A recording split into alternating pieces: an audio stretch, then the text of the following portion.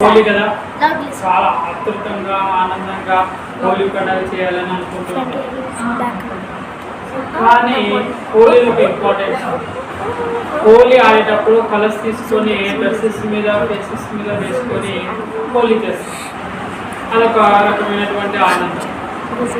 నిజమైన ఆనందం ఎక్కడ ఉంటుందంటే క్లాస్లో ఉంటుంది, తరగతి గదిలో ఉంటుంది.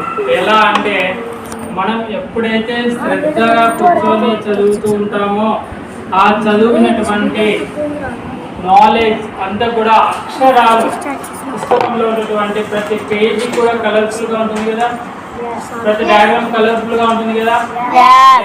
ఇవన్నీ కూడా భవిష్యత్తులో అన్ని కలర్స్ ఒకే విధంగా కలిసిపోయి భవిష్యత్తులో మీ జీవితాలని కలర్ఫుల్గా అంటే ఒక రంగుల ప్రపంచంగా మారుస్తాయి.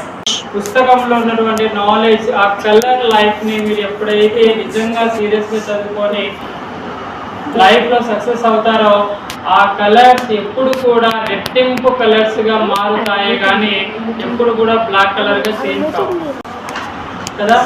కాబట్టి మీరు కూడా కష్టపడి చదువుకొని ఆ పుస్తకాల్లో ఉన్నటువంటి కలర్స్ని రియల్ లైఫ్లో అప్లై చేసి జీవితంలో సక్సెస్ కావాలి అని కోరుకుంటున్నాం.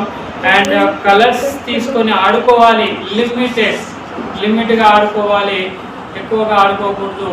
సో అసలైనటువంటి ఆట ఎక్కడ ఉంటుందంటే పుస్తకాల్లో ఉంటుంది. నువ్వు కష్టపడి చదివినా అంటే మంచి ర్యాంక్ వస్తుంది, కష్టపడి చదవలేదంటే ర్యాంకు తక్కువగా వస్తుంది. మళ్ళీ నీకు ఏ ర్యాంక్ కావాలనో నువ్వు ఆడే ఆట అంటే నువ్వు చదివే విధానంలోనే నీ లైఫ్ అనేది ఆధారపడి ఉంటుంది.